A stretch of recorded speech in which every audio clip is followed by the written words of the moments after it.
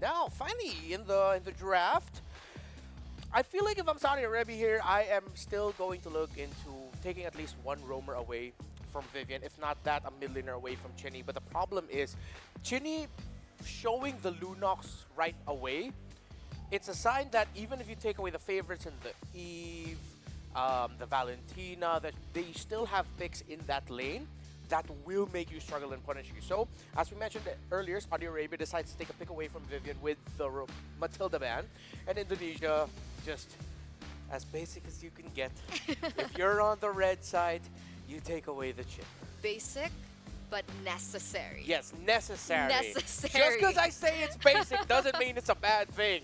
That Okay. is something you 100% have to do for majority of your matches in MLBB Pro scene.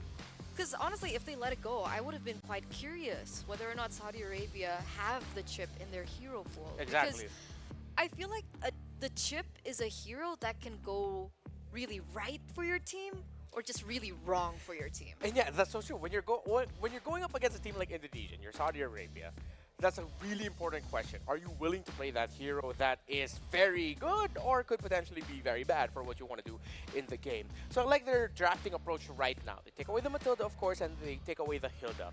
You take away something that's very strong for top teams in the world with how well it rotates and controls the map. And then, of course, you take away the Hilda, which is like the best pick right now in the EXP lane, with just how well that she can do in bullying her lane counterpart and being able to rotate around the map. I won't be surprised if somehow they decide to take away a high loss as the last one, or if ever, they'll take out the Suyo, which will make Indonesia think about banning out the Alpha. So you take away two of the strongest junglers right now and you play on a different playing field. There's also a possibility that they might pin down an assassin pickup for the jungle in Indonesia. Of course, that's still something you have to respect that might pop up for their squad. Honestly, I feel like that's a case for Saudi Arabia. That's why I think the Hilda, other than all the things that you mentioned earlier, Renmar, is also the fact that the Hilda is so great at invading enemy junglers, Yeah. especially if they're on assassins. And that's a Rafa specialty. So far at WEC, she's picked up the Nolan as well as the Hayabusa. So are we inching closer to maybe Saudi Arabia wanting to pick up an assassin here? Yeah, that is a possibility. With them taking out the Khalid, And the that Khalid yeah, too. that increases now. So when you take away those three heroes that Saudi Arabia have banned, you've taken away some of the best in terms of controlling the map. Question is, are they going to be contesting for the Cho? Is that something that they're thinking that maybe Vivian will be able to play comfortably enough? Because if I'm Saudi Arabia here, maybe they might go down one of the drafting routes which we saw, which is they will take away something like the Harith right away. But honestly, with how much we've talked about it, that has to be either Alpha, Suyo, or Jushin first pick, while Indonesia will choose to ban out one of those. Renmar, Yeah? what about the Fanny? I always forget about that one. Is oh, it and they Fanny take away time? the Angela too. Is that an Indonesia thing? Fanny time? Could be. Could be. I mean- it is now. It is now. Knowing Viva? Yeah, knowing Vival, I mean, like, why not? So if Saudi Arabia, if you have a Cho locked in, maybe you could even go for that too. Because if you first pick the Suyo and then you pick Fanny gets picked up by Indonesia, that's not going to be a good time for Suyo. A lot of Suyos would rather not go up against the Fanny. Because right now, in terms of the drafting, trading, other than the fact that it's just hard for the Suyo alone, unless you have a Cho with you, then there's really not much stopping a Fanny invading your jungle. So let's see the answer from Saudi Arabia. Wow, they're taking their dear time because essentially if they don't want to take this assassin route, Yeah. Alpha's still on the table. But no, they're gonna go for comfort, they're gonna go for power, they're gonna go for the Hayabusa early for the first phase. Indonesia, how do they respond? Not always the biggest fan of immediately getting an assassin such as the Hayabusa. The best assassin you can get in the first pick is just two. You go for the Suyo or the Fanny. So they go for the Hayabusa route here, which is, again, they take away a pick from Vival, and it's strength for them. So why the heck not? So Indonesia will pick up the Hylos, the last hero that is good for a counter invade and invading as well. Pair that up with the Jushin. Now Saudi Arabia needs to match that front line. The problem is that front line might be susceptible to just getting crowd controlled and constantly taking magic damage from a Hylos and a Jushin together.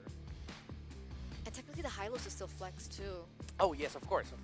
Depending on how Indonesia feel out the drafts coming in from Saudi Arabia. But so it's the pressure's on Saudi Arabia right now. Do they want to take away maybe the Cho, deny that away? Yeah, I'm okay with it, but right now you don't. Other than the Jushin, that's the only one that you can kick. They could consider Edith, Valentina, or maybe Valentina and another pick. Do they want to set up for the gold lane maybe? Ooh. Well, they did get their goal laner. They go ahead and went for the 1-1, and it's the Gatot Kacha picked up by Saudi Arabia. So, right now for Indonesia, with the high loss there, should be relatively, I'm not saying it's going to be the easiest, but relatively it might be a little bit easier for 1-1 to get some weakness marks locked down, or weakness points hit. While picking up the Gatot Kacha just takes away what could have been a powerful combo with the Gatot Kacha high loss. And of course, Indonesia will go into the second phase with their assassin already. So it's an assassin-assassin matchup. So we might be seeing a option for Indonesia to go magic damage for the gold lane. Considering that there's a 1-1 there, they might actually think about taking away the Harith as one of the things that could really mess up the 1-1 in lane. But if it's not going to be the 1-1, I mean, the Harith, they can still default and just say, hey, you know what? Maybe we have enough magic damage on the Jushin and high. Let's just go ahead and give Shella Bruno again. That's possible. That's possible. If they do want to try and win that lane, we saw what Shella was able to do when she dominates the lane. She's able to carry forward and be that main carry that she's supposed to be. But for now, Indonesia, they ban out the Yves. I think against the Hylos, maybe they want to take Livin's Aurora away. It is one of her heroes right now. Because I think if they want to go in for a Sicilian, I think the Aurora would be a lot more expensive against the drafts that we're seeing from Indonesia. Oh yeah, for sure. Wait, you'd rather get the Sicilian than the Aurora? I'd rather Indo ban the Aurora than the Sicilian. Oh no, yeah, totally, I agree with that too. See, they're also still respecting the Lunox of Ginny, and the Aurora would actually round up the lineup of Saudi Arabia very well, knowing that you're up against the high loss and then the Jushin. You might as well get some good source of AoE crowd control and freezes and immobilize, so that the 1-1 would have a little bit of an easier time to get those weakness points hit. Now, Indonesia... Here's the thing, Renmar, this is a Jushin pickup for Indonesia. Yeah. So that ban would be towards Shell. Are they thinking that you're right. would pick the Lunox in the gold lane against the 1-1? Is that a good lane? Yeah, that is a possibility. I think as a 1-1, you just really would rather not go up against the magic damage dealing gold laners that are very strong once they hit level 4. And at the same time, there, you call the Aurora ban. Is Saudi Arabia thinking that maybe this Jushin is gonna go elsewhere? Because there have been some teams in other parts of Southeast Asia, I'm looking at Mekong, who actually pick up Jushin in the EXP lane. But sometimes not even an EXP laner pickup, it's they put their mid laner in the EXP lane and the EXP lane in the mid. So let's see if that's something Saudi Arabia is considering, but I agree with you, it might most likely just be a gold lane ban. Okay, Moskov gets banned out now from Saudi Arabia.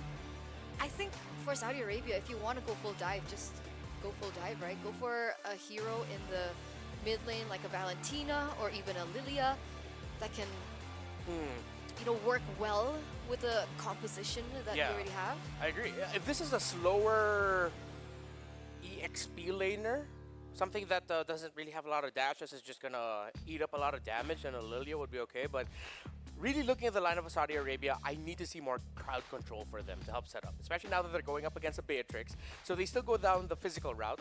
We thought that they'd be going Bruno, but with that is a lineup that will do well damage-wise. It won't fall off really that bad into the late game because the Beatrix is still there. Saudi Arabia might want to consider matching that. If they're not matching that, then they play for late game. They pick up Sicilian and then just hope that they could turtle out a little bit longer and then just play around that as their centerpiece instead of the 1-1. However, I'd want to see them get crowd control, so maybe a Vexana. Edith Vexana would be good, yeah. I like that. Or Edith Valentina. I feel like I'd be worried for a Valentina. Yeah. I'd want to see more of a backline mage. Yeah. So, Vexana, Edith. Yeah. Oh, what? That's aggressive. Okay. CC and Vexana. Okay, so the Vexana does come through, but it is going to be paired in with the CC. So Gatot flexed into the roam, I believe, CC in the EXP lane. And now Indonesia, with the flex potential they have with the Hylos, now they get to decide. Who do they want to be laning against this CC? Yeah. Trying to remember the CC matchups. It's been quite a while. Even for a lane bully, they want more magic than they go Edith, but then CC is just gonna rotate around the map a little bit faster. Unless this high loss is already parked on the EXP and we're waiting for a Vivian pick. At this point now, Indonesia, they don't necessarily need to go for something super tanky. They can go something a little bit more dual focused. I just fear for the lack of control on the Hayabusa. Yeah, like hard single target control. So they do switch it up. It is Vivian gonna be playing this high loss already, and the Arlot goes to Fumi Echo. So yeah, it's just Arlot CC, crowd control. Hopefully, even though Flicker would be good, I'd actually prefer to see if the Vexana pick up something like a Purify. And for sure, a Vengeance on the CC. You wouldn't need to go for Flicker or Fury. Just go Vengeance right away so that you can dish out a little bit more damage, and the damage reduction will help. What do you think about the lane matchups? The lane match-ups. Right now I'm a little bit worried for the 1-1. With Shell being, well, Shell, and with Beatrix being Beatrix. I wouldn't be surprised if Indonesia just decides to commit maybe after the first turtle. And the one turtle and 1 minion wave after, then they'll go into the gold lane and just make that 1-1 already like gone. So if you had to choose, Indonesia's, prediction? Indonesia's lineup here. But there's something about the CC pick that maybe might just be the X factor for Saudi Arabia. All right, let's get an opinion from the casters now, ladies and gentlemen, as we are ready to head in to our first match of the day. Casters, take it away. Thank you so much, Eterna and Renmar, to break down our first game here, first best of one for today. Again, it's day number 2, the group stage here. I'm Naisu, joined here with Mirko once again. Mirko, how are you feeling about this? Feeling good, honestly. I mean, looking at the drafts again, I agree with what Renmar said earlier. You know, Indonesia definitely looked like they have a better lineup, but there are a few shock factors, I would say. A few X factors that could work for Saudi Arabia, and it'll just really come down to the executions of the players.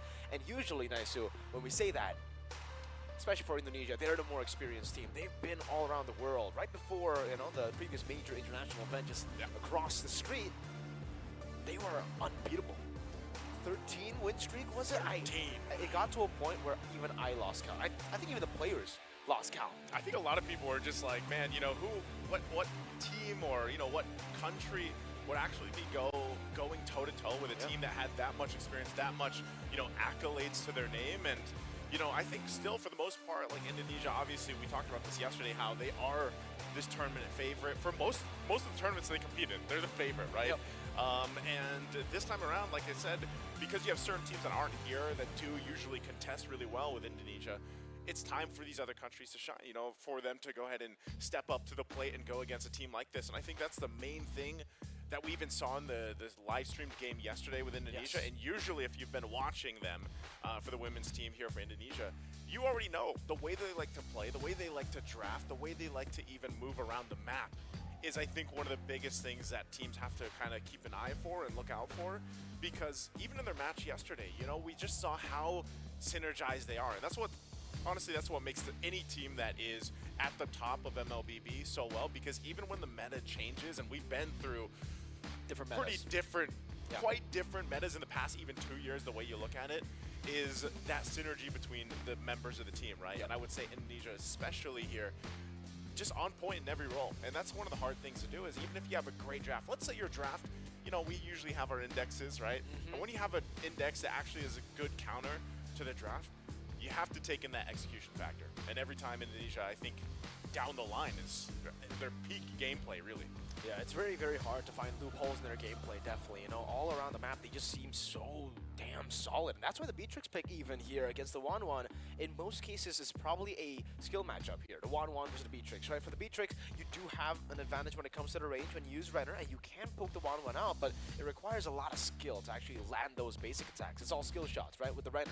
And the way you trade with the 1-1, it's really about how you can use your dash to escape from the skill 1 to get away from the weakness point in the back, right? So again, it should be a skill matchup, but as Renmar pointed out, this is Chell that we're talking about in the gold lane on a Beatrix, one of their signature picks too. So she knows how to go up against the 1-1. She knows exactly how this matchup plays out, and if Saudi Arabia make a little bit of a mistake in the gold lane, it's going to be tough because I agree with what he said too. After Turtle 1, they're probably going to just look at the gold lane and look to play towards gold. Beatrix, Skypiercer early has been quite a disgusting way to start games, especially when you have an early game composition. And that's exactly what Indonesia have. We were so surprised that the Suyo was left open alongside the Alpha, but we didn't see the Alpha pick, nor the Suyo pick as first pick. It was Hayabusa over the Suyo. That's why Indonesia were just like, all right, we're going to get the Suyo, we're going to get that Soul 7. It's still broken, by the way, even after the hot fix. Yeah. It was, I mean, it's a hot fix, does it's a quite a change, bit of it's a nerf, but damn, that's a lot of damage. It is, and you know, part of that too is, again, when you look at blue side, I can't remember the specific statistic that we started the tournament with, even back with the men's group. Like, remember, blue side was lower win rate than red, right? It was completely different from completely different than what we're used to. And also part of that is, in your first pick on blue side, you're going to pick up a Hayabusa. It's a statement, man. You know, you got to be able to make that work. That's confidence, and hopefully, you know, we see Saudi Arabia actually able to use that confidence, that pick.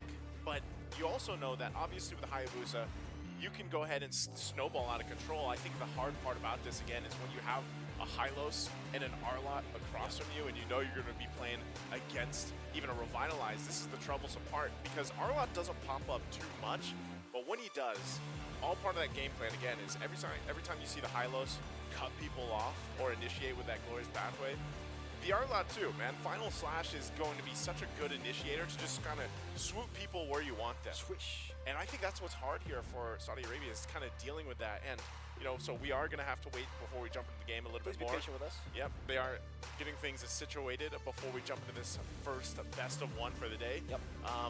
But yeah, you know, I think it's broken down really well from the panel on both drafts, and I will agree with Renmar too. I think obviously for a lot of people when they look at Indonesia's lineup, it's looking strong. It's looking Very like it's going to win this match, but you never know because I think one of the big things about MLBB women's especially is some of the surprises. Now, I don't know if we'll still see some surprise picks like yesterday, man. You know, the Harley, the Cyclops, Hanabi. Maybe we do though because we have what, six matches today for the stream. Yeah, so a lot of different matches. Indonesia, I want to take back to what they were talking about Tell me. earlier. The panel. Do you guys remember what they were talking about? We're talking about the prize pool. Nice. First place, second place. It's Absolutely ridiculous, but they didn't get the third place. They didn't get. I was actually hoping. genuinely wanted to know what third place got. They were I don't know talking why about they first didn't place, cover it. 70,000, right? Yeah, 70. Second place, crazy by the way. 50,000 for second place. What about third place? Third place. You know what? I know we got some reactions over there too. Third place is crazy. I gotta do quick math though. Yeah, what? 70 plus 50. It's like 30. 30,000. $30,000. What would you do with that much money? I assume. You know what? As an avid MLBB fan myself, I'd probably buy all the skins in the game. That's number one. Wow, that's a really good answer. I man. wonder how much that would actually cost. If Well, it there's some costs- skins you if- can't buy, by the way. There are some skins you can't buy. Maybe then you can buy an account, right? You can buy an account with 30K, and then you can get an account with all those skins. Well, I'd buy myself into the game because that looks like what we're doing here. Jumping to the land of Dawn, this best of one. Saudi Arabia versus Indonesia here. Taking a look as well at the emblems as we talked about the drafts. Once again, you have so much tankiness over on this other side. Again, 2 Revitalize, 1 for each team. I think Pink also, you know, she's going to have to be able to set things up with that Avatar of the Guardian. Oh, yeah. My biggest question from this draft, too, was the fact that, you know, we don't see CC too often anymore, man. And, you know, do you think it's still a good, valuable pick for certain compositions, or is it just so niche now in the current meta? I think it's a great pickup against the high-lows, up against usually very, very high HP opponents. But the thing is, I think Indonesia kind of baited the CC pick with the high-lows pick. They, again, high-lows, even though most of the time we do see him more in towards the roam, or actually more in XP, right? We see it way more in XP. It doesn't mean you can't utilize it as roam. So Indonesia picked it up very early, showed Saudi Arabia their cards, and Saudi Arabia was like, all right, we're going to pick up the CC. It's probably going to be an XP high-lows because we're not really used to seeing Vivian on a roamer like this. We're used to seeing those big moments from Vivian. They got baited completely. Indonesia said, we didn't even want to put the high-lows into XP. We're going to go and Arlet it out, put the high-lows in roam, and get the same amount of pressure on the map with the high-lows. I think that's one of the great things, though, and even though we've seen those changes in our meta, you know, when it comes to the drafting, you're still able to go flex on the city. A few stacks down onto Sage. Still able to survive now. Lancer Flare just on Pink. Putting in damage down. Whoa, Pink! Walking up a bit aggressive. Senior is very low. Brought back under the turret. Now stunned up by Vivel. It's a shadow kill defensively with a curse blast as well, but the execute is still ready. Vivel doesn't even need it. We'll just basic attack Rafa down. 2-0 start for Indonesia. And this is why that Jushin pick is either banned out quite often or it's picked up. I mean, how do countered you, by Eve. Or countered by Eve. How do you play against this Lantern Flare and just being thrown, again, thrown into the turret this time around? And this early in the game, those turret shots, even if it's just one, it's going to take quite a bit of health. And look at the pressure now on the purple buff. Yep. Going to zone them out. Objective is secured by Indonesia. Uh-oh. Now they're going to have to deal with this. Pink thrown back again. Vivel still in the midst of it all. Now dishing out damage again. Assassinating the Gatakacha.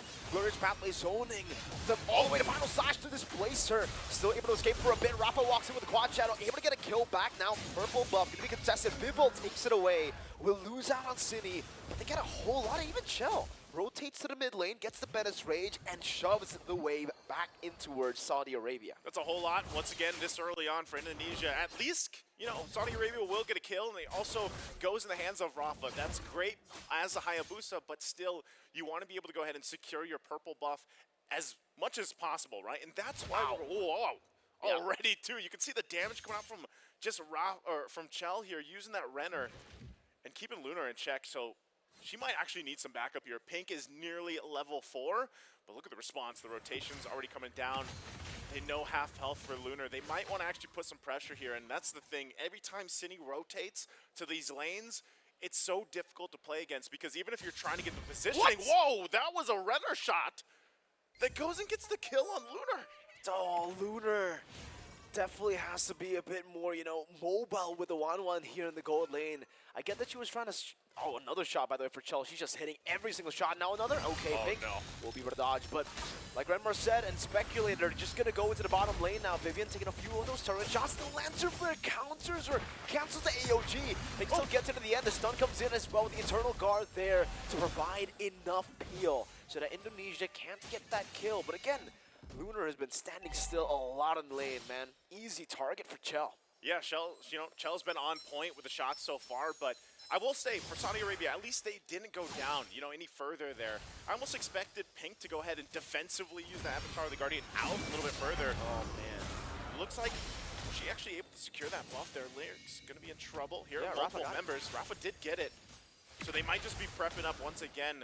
You know, fighting for these buffs are the main point for Saudi Arabia to go ahead and allow Rafa to get to a point where she's a threat, because you're taking a look at the items, you know, still doesn't have that first one locked in. You already had the Hunter Strike, though, on the other side here for Vivel.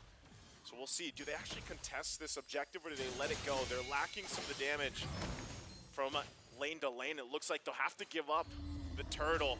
Once again, the fight, though. Possibly the orange buff here. Good time over with the AOG. Rafa going to be poked down now as Glorious Pathway gets placed out with the Revitalize. Crossbow attack, translating over to Vivel, but she's still able to blink away. And Indonesia will get a turtle, and they won't be able to get a kill. Chell back in the mid lane, just double laning at this point. How much gold, you know, she's already got. That's why she's essentially double laning at this point. And yeah, an objective secured is great for Indonesia. Lunar, though, you know, the fact that she wants to go ahead and contest and fight in a lot of these situations where she's got to also rely on Pink, she might have to be careful in the positioning. That's the biggest thing. Shell patiently waiting, line up the shot. Won't land it that time.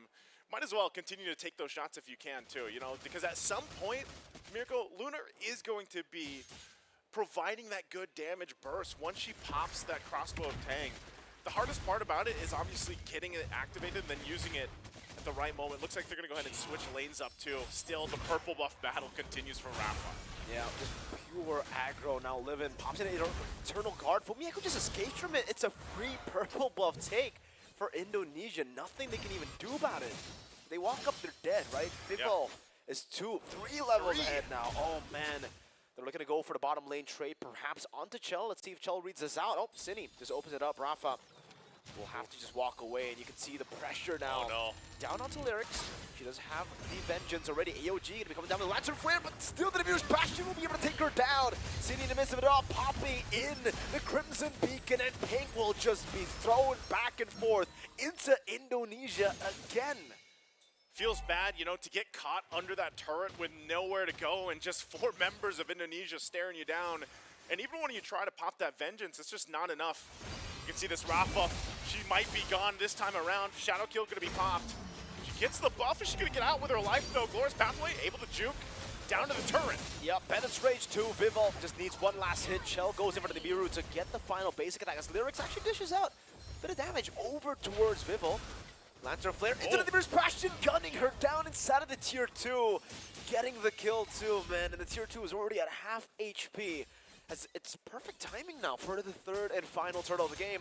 Lunar sniped down City now, popping a Lantern on her. AOG, Crimson Beacon City looking for the damage. Now with the flicker forward, Lunar trying to outplay the situation with the Inspire, but still will be taken down.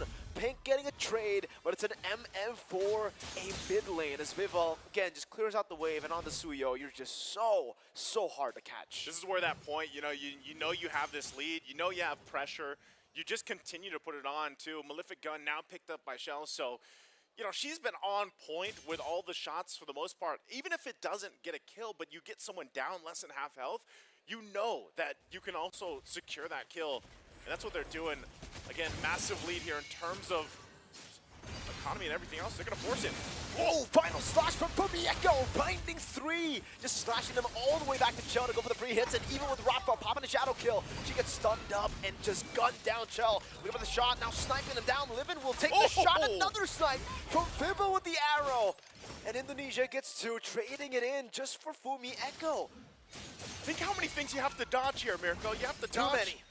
A shot from Shell plus the arrow from the Suyo for Vivol. It's too much, you know, even when you get collapsed down to the turret, you're just playing a mini game at that point, you know, trying to dodge the most lethal weapon.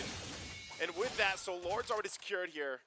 And so Indonesia will prep up and get ready. Shell just working slowly on that turret, obviously from range. They might force a situation again, just whittling down these health bars with a couple shots.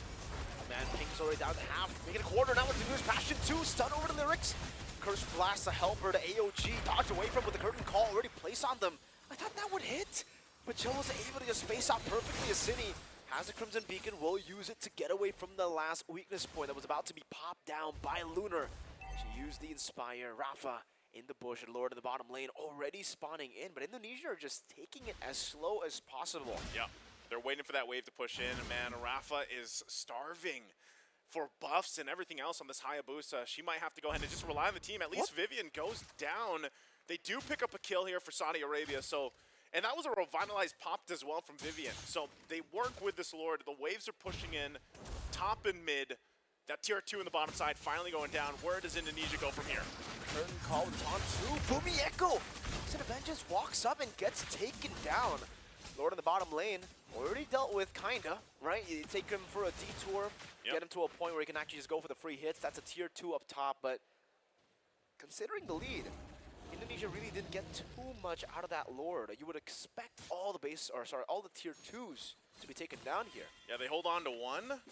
And that's the thing, you know, the biggest gap that we saw there in terms of the gold, obviously, is the jungle. Rafa's been struggling, but if they continue to buy time like this, they find a little, you know, pickoffs here and there because Indonesia is overextending a little bit, but maybe they're getting a little confident in what that pressure can do, then they should be able to punish and actually crawl back into this game. It is a long way to go for them, though, but they might get cut off here. Vivian looking to make a play.